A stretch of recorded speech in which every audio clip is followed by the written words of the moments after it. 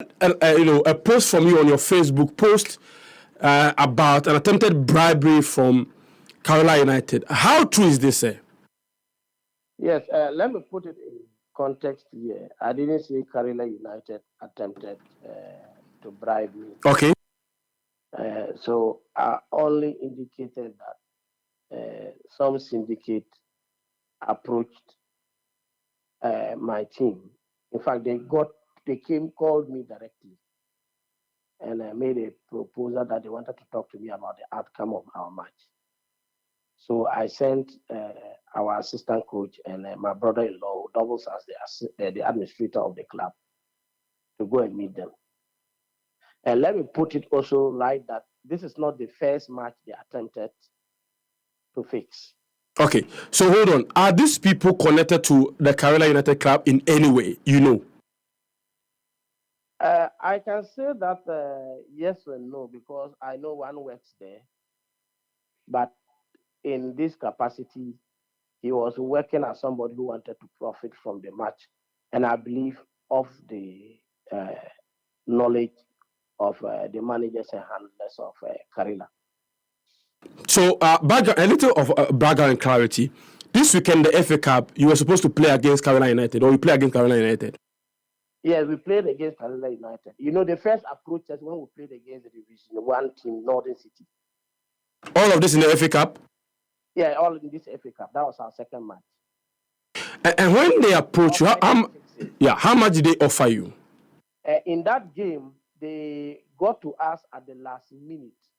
So when my brother-in-law went to meet them, they said they wanted to fix the game. There were odds on the games, and they wanted to fix it. And they wanted us to lose the game.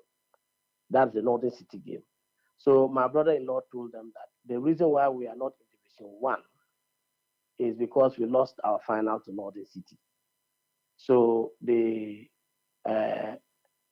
vendetta is there, and that game cannot be sold for any reason.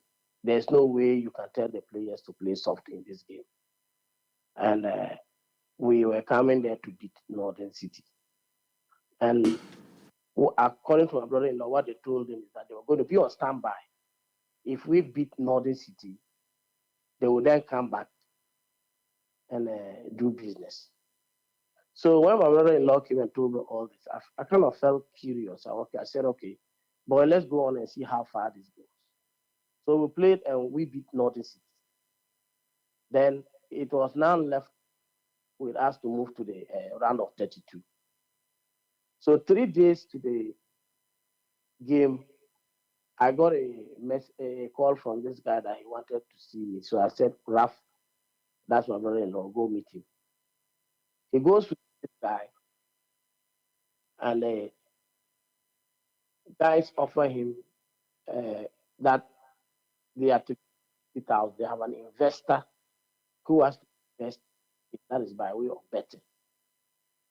So they were going to give us 50,000. Some other people another 50,000, and then it goes along that line if we could lose the game. And then my brother-in-law told me that such things he finds it very difficult to discuss them with me, because fine, he's my in-law, but he knows sometimes the lines I take along these things. So it's, even though I say come and meet them, it's risky. So they offered they increased the stake, telling him that if I don't want 50,000, I can negotiate with them. So my brother-in-law comes, and they said they wanted me to give them some assurance after agreeing that we won't do anything to disturb the predictions we are going to make. And then secondly, that we had to ensure that the outcome came in true. So when my brother-in-law arrived, I asked him, so if these guys want to make money, why should we lose by more than 4 goals? Why don't they let us beat them if they are actually interested in making money? So my brother-in-law said, okay, he also thought so, he doesn't understand. So I still told him, play along. Then they called him in the evening and told him that they wanted to hear from him the next day. That is about 24 hours to the game. So I told my brother-in-law that where is Regina? To tell them no, I don't want to do it. I asked my brother-in-law, assuming I want to do it, what would they involve? Then he said, given the structure of the club, I brought these boys from all over the country. Some of them from very deprived homes. Put some of them in the university, feeding them and paying some of their school fees. So they are like my kids. That's how they see me. So if I go to stand before them and tell them this, and I'm telling you something, one of the boys, the father told me that I should never let him come home to him because since he came here, the behavior has changed. He's turned into a human being. So that is the moral relationship between me and the boys. So I told them, even if I wanted to do this thing, I have to go before the boys and tell them this. After that, we will have no club. So I told him that it's a big no, they shouldn't do it. Then what they told my brother-in-law shocked me. That they control a significant number of the referees in this country. And sometimes they do it without even the knowledge or the participation of the team, any of the team they choose. So I now asked my brother, assuming that I'm on relegation and I decide that I don't want to bet with a particular game, what they are saying means that I can be forced to participate in a betting, or they can bet on my team without my knowledge knowledge or active participation. So where it is going is dangerous, and that they are going to go ahead anyway. So I told my brother that they should tell them that if they dare, the only reason they came to me is that they know I'm a compassionate person. I won't give them away, but I'll report all of them. Then at this point in time, I reported them to the FA. You reported the incident to the Ghana Football Association. I told Kurt straight away, and he was already on fire, wanting me to give him names. And I can tell you on authority that if I see a text message from me now, he would normally say name. And initially, we cracked a couple of jokes about it, but later it became serious. Serious because they now went to my captain on the eve of the game around 8:45 p.m. and told him that they have seen an odds of 3.5 or so. He doesn't know much of betting. So he just told me they said 3.5 and said at least 4 goals have to come out of that match. And I asked him who approached him. At least initially he wanted to protect them, of course, because they are from the same footballing community and other things. So he told me he didn't know them, but somebody directed them. But the following day when I pressed him, he said he knew them. And what then happened was that they said they were going ahead to pressure the players and the coaches to play ball. So at this point in time, I said, no, this is not right. I personally don't like betting companies, personally, because the principal product they use in betting, which is the odds, is produced by us, the club. If we don't play the match, the betting company cannot bet. So in reality, if we're a serious country, we should be sharing profits with them. Yeah.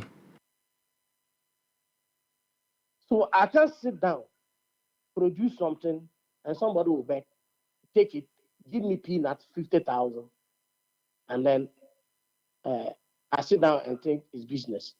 So I was telling them that even my position is not a moral one. It's just an economic and a common sense one.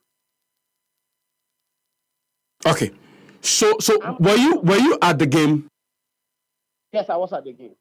So when you saw the performance of the team, the referees, and the eventual scoreline, what was going through your mind?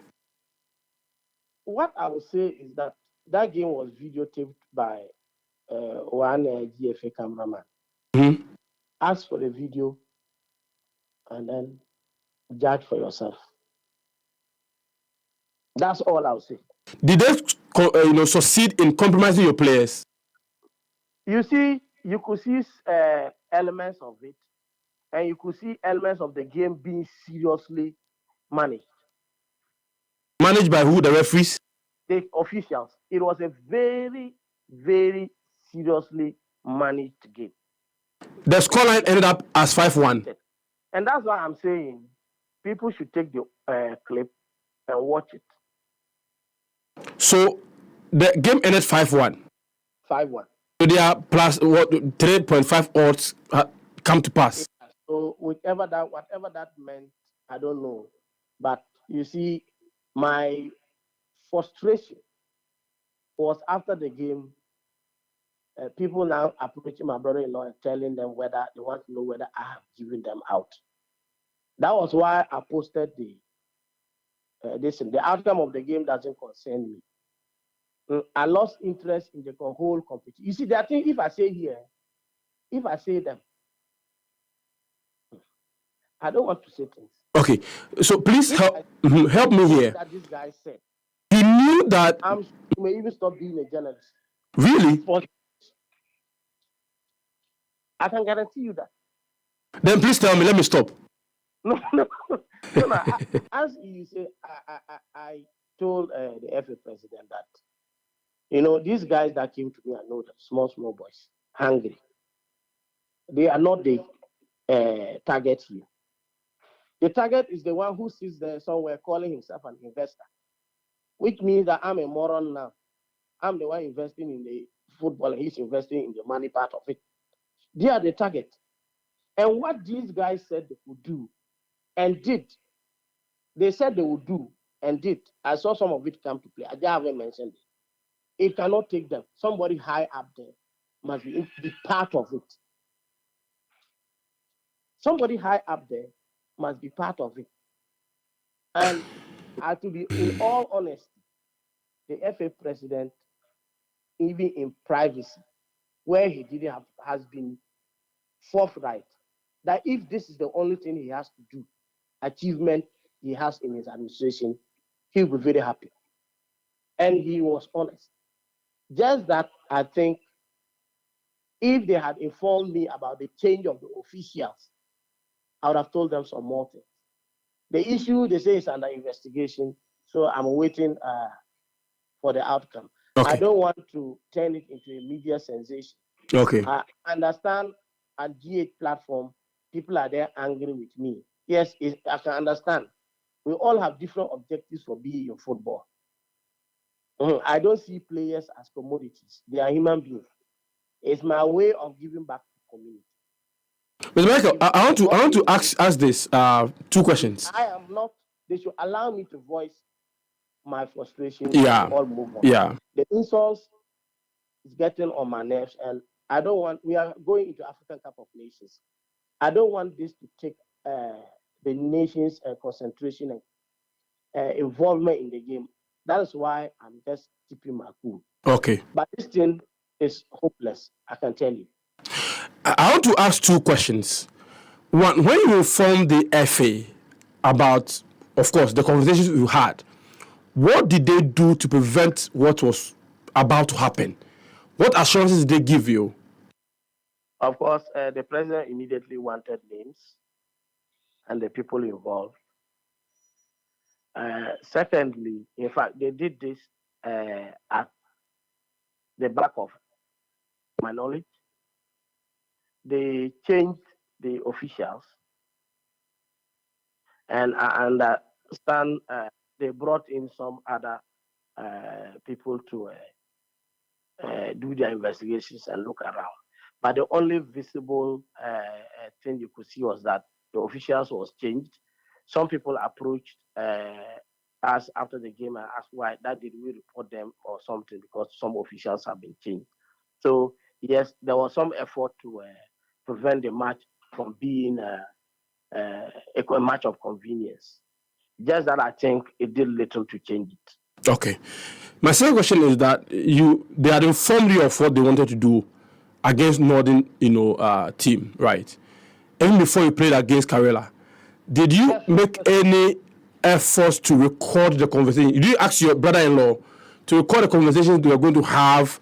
Do you have any evidence to the effect that this conversation indeed happened?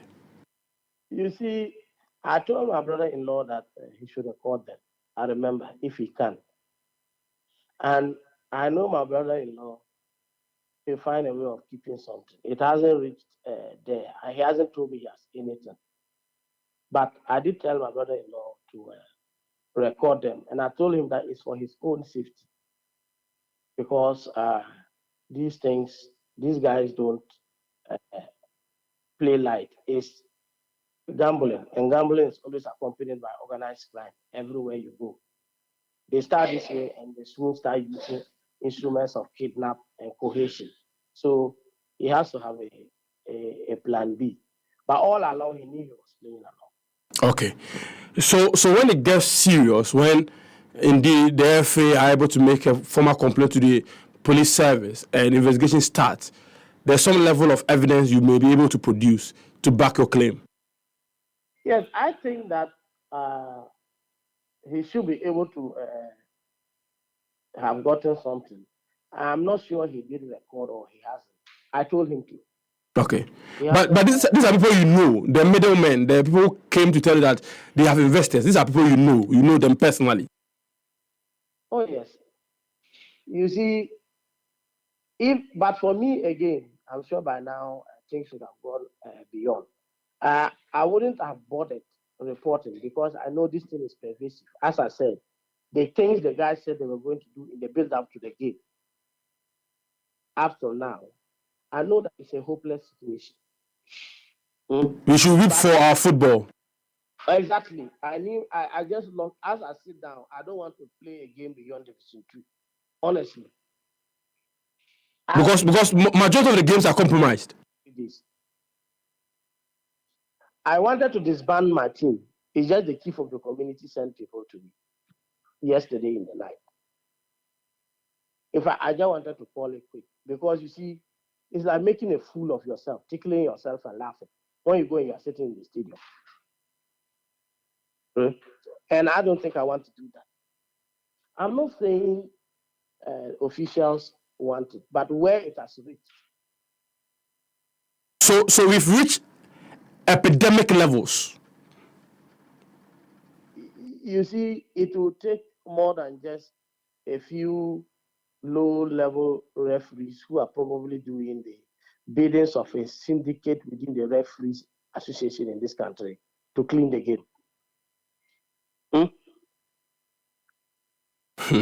When we were speaking, you see, as I said, I don't want to say things. These guys were like, oh, there are a whole number of people. When they finish the odds, they also tell some people, and then they also tell their investor. So it looks like there's one investor for the game, one investor for officials, and so on. It's dirty. When they told me these things, I was stricken to the core.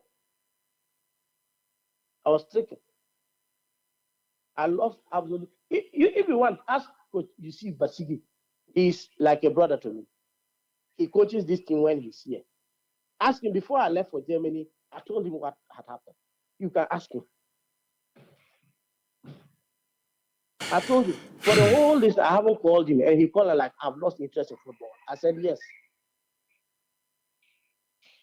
I mean, my issue is we don't do things like this. Even from, let's take the morality out of it. Let's agree that we want to be corrupt. This is the way to do it. I mean, you sit down and take 50,000, somebody gets millions off a game you are playing. And the club know. They are all angry with me because I have come to say it. And I don't see it as an issue. But the issue here is that let us all have the will, the free will to either decide to participate